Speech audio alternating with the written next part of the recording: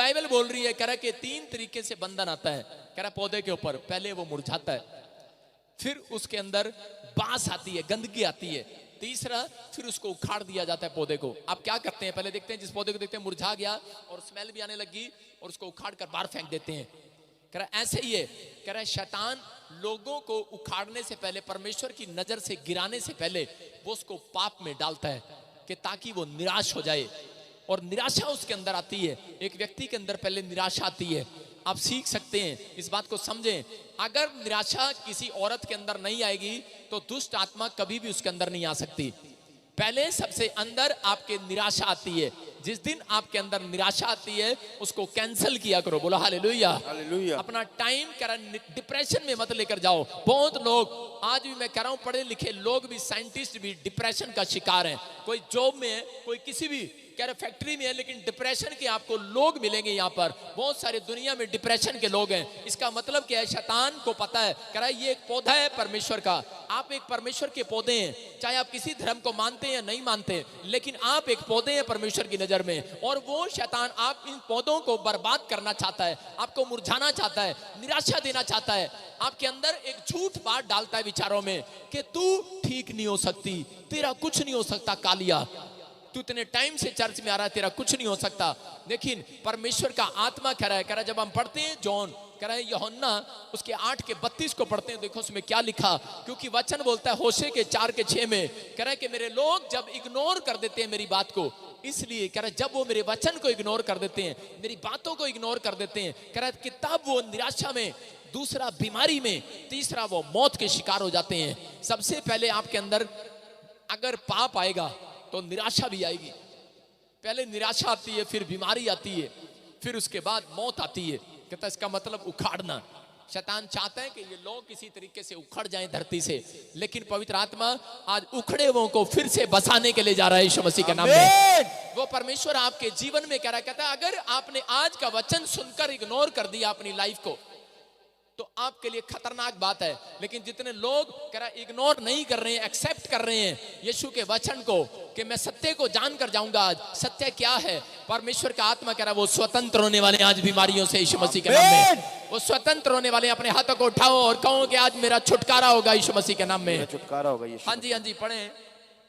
तुम सत्य को जानोगे हाँ। और सत्य तुम्हें स्वतंत्र करेगा। बोलो हालेलुया, हालेलुया। यहाँ पर लिखा, कह रहा तुम सत्य को जानोगे, सत्य तुम्हें स्वतंत्र करेगा। कौन करेगा? एक आदमी था और बड़े टाइम पहले जब मैं यमुनानगर में एक विश्वासी था और चर्च में जाता था, तो उस समय में, हरियाणा की बात बता रहा हूं, तो उस समय में एक औरत के अंदर दुष्ट आत्मा थी और मैंने उसको बोला कि बहन तू ना यीशु मसीह पर विश्वास कर और ये तेरे फैमिली में से दुष्ट आत्मा चली जाएगी। लेकिन वो झूठ का शिकार थी। कह रही नहीं नहीं, हमारे गांव में ना एक महुए का पेड़ है, महुए का, वहां हाथ रखते हैं ना, वहां भूतड़िया भी निकल जाती है और आदमी भी निकल जाता है। मैंने कहा अच्छा। वो महुए के पेड़ के पास मैं भी गया था जब मैं प्रभु को नहीं जानता था। लेकिन क्या हो गया, मैंने उसको 2-3 बार बताया। मैंने कहा तेरी हालत बहुत खराब होती जा रही है, तुझे दुष्ट आत्मा इधर पटकती है उधर पटकती है और तू कितने समय से परेशान है। मैंने कहा मेरी बहन, तू महुए के पेड़ के पास नहीं, तो जीवन देने वाले परमेश्वर के पेड़ के पास चल। आज मेरे साथी, तुझे जिंदगी मिलने वाली है यीशु मसीह के नाम में। लेकिन उसके अंदर झूठ के विचार थे और मैंने उसके लिए प्रार्थना किया। मैंने कहा परमेश्वर इसकी हालत देखी नहीं जाती।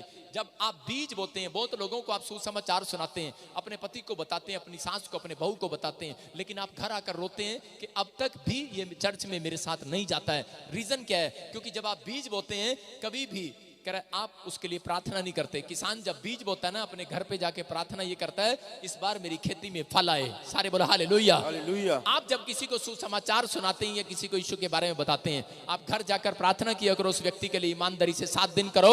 मैं कह रहा हूं कि 8वें दिन रिजल्ट आने वाला है चर्च यीशु मसीह के नाम में। जब मैंने उसके लिए प्रार्थना किया, 7 दिन मैंने प्रार्थना किया, तो 8वें दिन क्या हुआ, और वो दौड़ा दौड़ा आया। वो बोलता है, कह रहा यार चर्च में ले चल अपने साथ। मैंने कहा क्या हो गया भाई?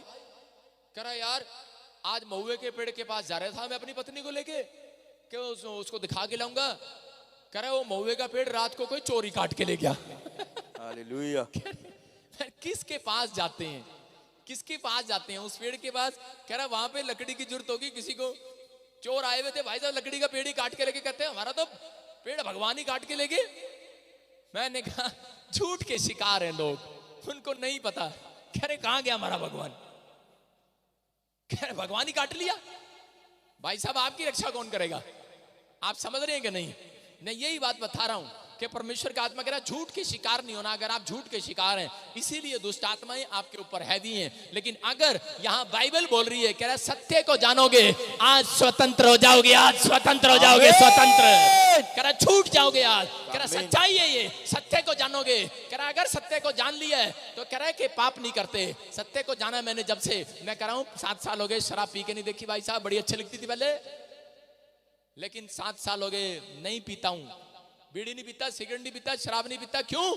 क्योंकि जान लिया है सत्य को, क्योंकि सत्य ने मुझे आजाद कर दिया यीशु मसीह के नाम में। उसका नाम यीशु है। बोलो हालेलुया।